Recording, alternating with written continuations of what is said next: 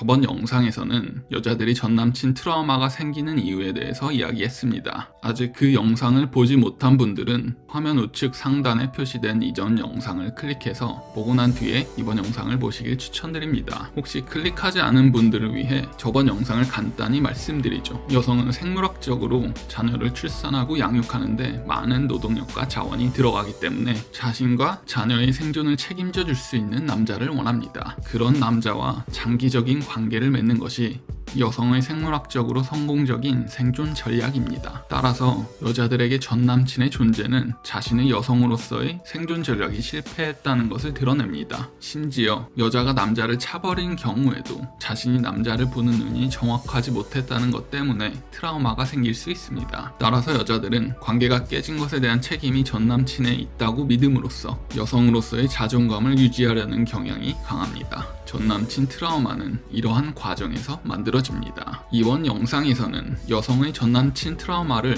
예방 및 극복할 수 있는 3가지 방법에 대해 이야기합니다. 남자들이 이 영상을 본다면 자신의 여자친구가 전 남친 트라우마를 극복할 수 있을지, 그리고 이를 위해 어떤 도움을 줄 수 있는지에 대해 알 수 있습니다. 그럼 바로 가보시죠.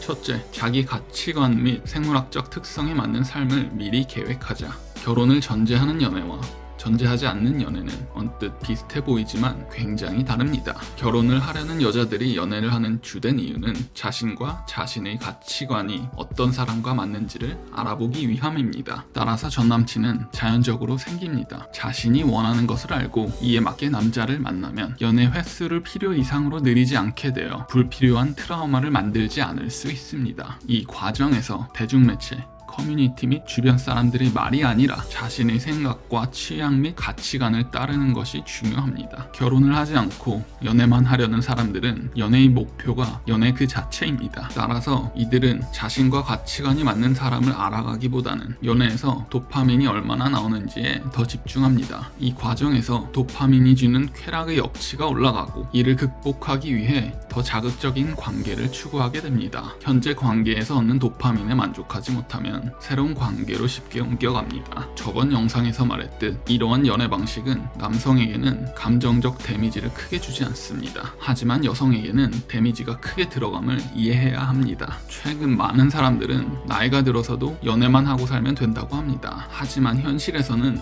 여자가 나이가 들면 연애만을 위한 연애는 하려고 하지 않습니다. 여성에게 생물학적 연애의 목적은 자신이 의지할 수 있는 한 남자를 자기 곁에 두는 것이기 때문입니다. 여성에게 다양한 성적 파트너는 정신적 만족을 주지 않습니다. 따라서 결혼을 하지 않고 연애만 하려는 여성은 지금 자신의 결정을 미래의 자신이 감당할 수 있을지에 대해 진지하게 생각해 봐야 합니다. 여성에게 연애만 하는 삶보다는 종교에 귀의하거나 종교적인 삶을 사는 것이 정신 건강에는 더 유익합니다. 종교를 통해서 생물학적으로 요구되는 자신이 의지할 수 있는 무언가가 생기기 때문입니다. 현실에서 나이가 들고 남편이 없는 많은 여성들이 종교에 의지해서 살아가는 이유도 이와 같습니다. 미국 주류 가정에서 배출러와 같은 비현실적인 연애 프로그램을 보면서 가족들이 서로에게 This is just a show. 이건 그냥 쇼일 뿐이다 라고 말합니다. 이를 통해 끊임없이 판타지와 현실의 차이점을 상기합니다. 이들은 프로그램의 등장인물과 자신을 일체화시키지 않으려고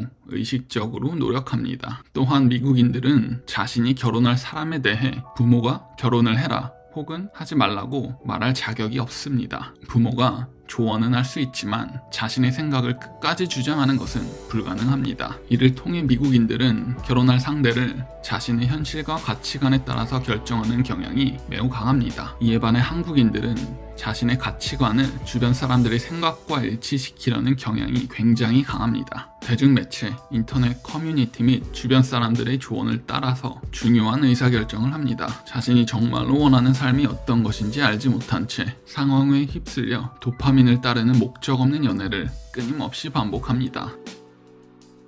둘째, 자기 자신을 알자. 자신의 가치관에 따라 삶을 살기 위해서는 먼저 자신의 가치관을 알아야 합니다.